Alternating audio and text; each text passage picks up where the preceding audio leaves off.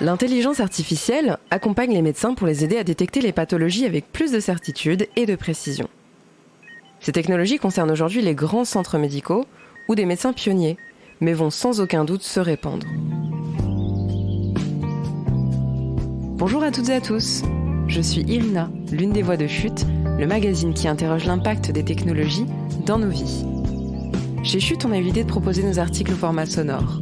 On vient de sortir un nouveau magazine qui s'appelle Liberté, Égalité, Santé. Il est disponible en kiosque, en librairie et sur chute.media. On va maintenant parler d'intelligence artificielle et du rôle de plus en plus important qu'elle joue dans l'aide au diagnostic. Et voilà, bienvenue dans ce nouveau podcast.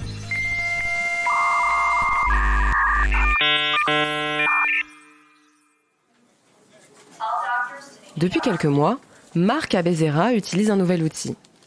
Lorsqu'il étudie une mammographie, dans le cadre de la détection d'un potentiel cancer du sein, ce radiologue soumet l'image à une intelligence artificielle. Celle-ci scanne l'image pour détecter de possibles anomalies. Le médecin, aujourd'hui en confiance, estime. C'est un compagnon, une aide au diagnostic qui peut être très utile. À terme, l'IA va devenir de plus en plus fiable et le cerveau humain ne pourra pas concurrencer les bases de données nourries de cas pathologiques. C'est un progrès permanent, se réjouit-il. Autre discipline, même enthousiasme pour Gérard Bonardel, spécialiste en médecine nucléaire. Je cite, « Grâce à ces algorithmes, il est possible de détecter et de suivre plus facilement dans le temps les évolutions de micronodules pulmonaires, par exemple. Demain, ces outils pourront aller plus loin, raisonner sur l'ensemble du corps, passer de la simple détection à la proposition de diagnostic, pas seulement dire « il y a un nodule », mais aussi « c'est un nodule lié à une maladie inflammatoire, à une infection, à un cancer ». Fin de citation. Et ainsi devenir encore plus un partenaire de confiance pour le médecin. Des super analyses. Grâce à l'avènement du deep learning, de plus en plus de solutions se créent. Gérard Dassini, lui aussi radiologue, s'est lancé dans la création d'Incepto. Je cite, « Au XXe siècle, l'arrivée de nombreuses technologies d'image ont rendu le corps transparent, entre scanner, échographie, IRM, imagerie par résonance magnétique, médecine nucléaire, etc. Lors de mon internat, je faisais un scanner en 5 minutes pour obtenir 50 coupes. Quelques années plus tard, il ne faut que quelques secondes pour plus de 1000 coupes. C'est une avalanche de données, extrêmement précise, et le rôle du radiologue est de trouver l'anomalie, l'aiguille dans la botte de foin parmi ces milliers d'images, détaille-t-il. D'où la complexité du métier et l'utilité d'une aide afin d'être certain de ne rien laisser passer. Les médecins commencent à voir les avantages que l'intelligence artificielle peut leur apporter.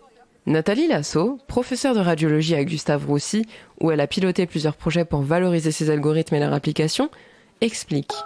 Cela a commencé il y a une dizaine d'années, avec des logiciels sur les microcalcifications dans le cadre du cancer du sein. L'imagerie est une bonne porte d'entrée pour l'IA. Aujourd'hui, ce sont surtout les cancers du sein et du poumon qui sont ciblés par ces outils. Mais sur un cancer de la prostate, par exemple, l'IA peut aussi permettre de mieux cibler et de se concentrer sur l'endroit où se trouve le cancer. Une radiothérapie peut alors suffire sans avoir à opérer. Sa puissance à terme sera l'intermodalité. Le fait de croiser à la fois scan, IRM, échographie, ultrasons, etc. L'IA est capable de faire cette super analyse. Fin de citation. Alors certes, ces nouvelles technologies encore émergentes restent cantonnées pour le moment aux grands centres médicaux et aux praticiens et praticiennes attirés par l'innovation. Néanmoins, nos interlocuteurs et interlocutrices en sont convaincus. D'ici 5 à 10 ans, la grande majorité des radiologues utilisera l'IA. Un médecin toujours essentiel. Alors expliquez-moi un petit peu ce qui s'est passé. Pas question de remplacer le médecin pour autant. C'est d'ailleurs une inquiétude des patients et patientes. 78% des Français refuseraient un diagnostic décidé par une machine sans regard médical, selon une étude réalisée en 2019 par l'Université Paris-Descartes, aujourd'hui Université de Paris, et l'Hôtel-Dieu. Mikhail Zaslavski, directeur de la recherche de la société Hawkin, tranche. Nous avons toujours besoin de médecins. La conclusion finale leur appartient totalement. L'outil est pensé pour être combiné à l'expertise humaine. Fin de citation. De la même façon, le docteur Bonardel se veut rassurant. Je cite. « Au contraire, ces outils dégagent du temps pour les médecins. En s'occupant des mesures et interprétations, ils leur permettent de mieux étudier les dossiers et parler aux patients. » Fin de citation. des arguments convaincants pour ces derniers. Selon la revue Nature, à peine 5% sont partants pour une utilisation de l'IA sans contrôle humain dans le cadre d'une analyse d'imagerie liée à un cancer de la peau. Si on y ajoute le regard du médecin, ce taux grimpe à 85%. Les éditeurs de ces outils l'ont compris et restent vigilants quant à leur relation avec les praticiens et praticiennes. Mathieu Leclerc-Chalvet, CEO de Therapixel, confirme : notre produit offre un deuxième avis. Pour éviter l'effet boîte noire souvent reproché à l'IA, il est transparent. Il montre les zones suspectes, le degré de suspicion accordé. Nous n'imposons en aucun cas un avis, nous nous contentons d'apporter une information. Les médecins apprécient leur liberté de jugement et voient ainsi la solution telle qu'elle est, une aide à la décision. Fin de citation. Preuve de cette complémentarité, une étude clinique de la jeune pousse relève que la solution rend le radiologue plus performant. Là où il détectera 12 cancers sans l'IA, il en dénichera 13 avec elle. Autant de vies potentiellement sauvées, sachant que, selon l'Institut national du cancer, plus de 380 000 nouveaux cas sont diagnostiqués chaque année, et que dans de nombreuses pathologies, plus la prise en charge est rapide, plus les chances de survie seront élevées. Au-delà des cancers. La plupart des institutions médicales se tournent désormais vers l'intelligence artificielle. La Fédération nationale des centres de lutte contre le cancer, Unicancer, ne fait pas exception, avec la création d'un prix dédié à l'innovation en IA fin 2020. Sophie Beaupère, déléguée générale de la Fédération, acquiesce. Nous voulions promouvoir des projets offrant de nouvelles pistes, et nous soutenons complètement le fait d'exploiter pleinement l'IA pour trouver de nouvelles stratégies thérapeutiques, identifier plus précocement les patients à risque et améliorer leurs chances de guérison. Fin de citation. Le prix a été remis au logiciel Lifex, visant à étudier les tumeurs grâce à l'intelligence artificielle pour, je cite, optimiser la prise en charge des patients. Fin de citation.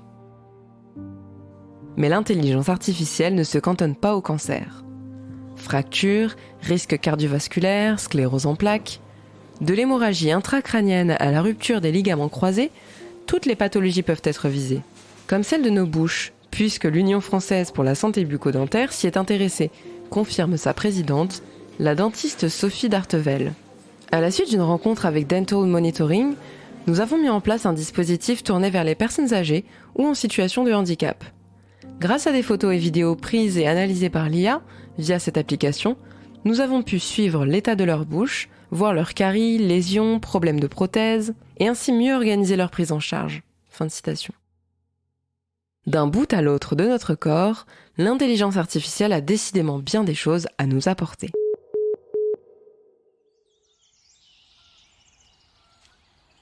Je vais à présent vous lire un encadré qui s'intitule « Des effets paradoxaux sur l'accès aux soins » sous forme de 3 questions à David Gruson, fondateur de l'initiative Ethikia, docteur en droit de la santé.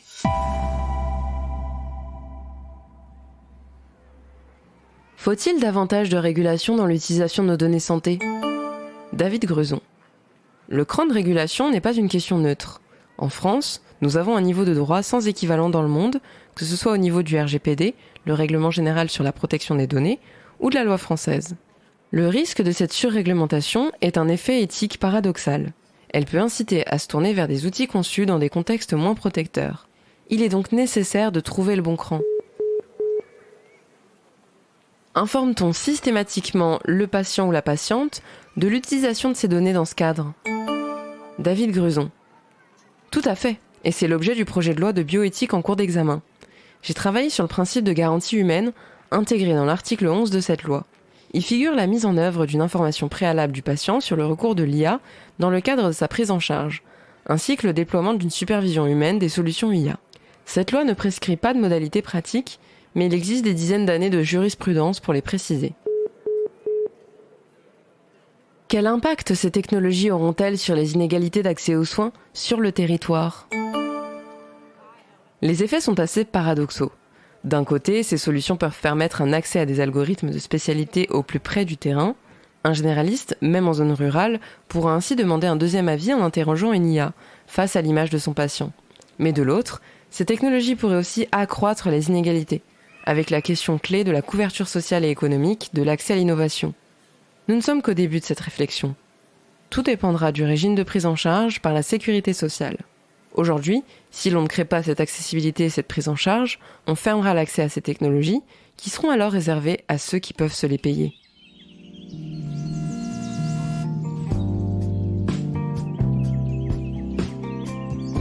Et voilà, la lecture de cet article sonore est maintenant terminée. Vous en voulez d'autres ? Ça tombe bien. D'autres articles de Chute sont également disponibles au format audio. Alors, rendez-vous sur votre plateforme d'écoute de podcast préférée et trouvez-nous tout simplement en tapant Chute Radio. Si vous souhaitez encourager notre format sonore, n'hésitez pas à laisser un avis 5 étoiles et à en parler autour de vous. Merci d'avoir été là. À bientôt.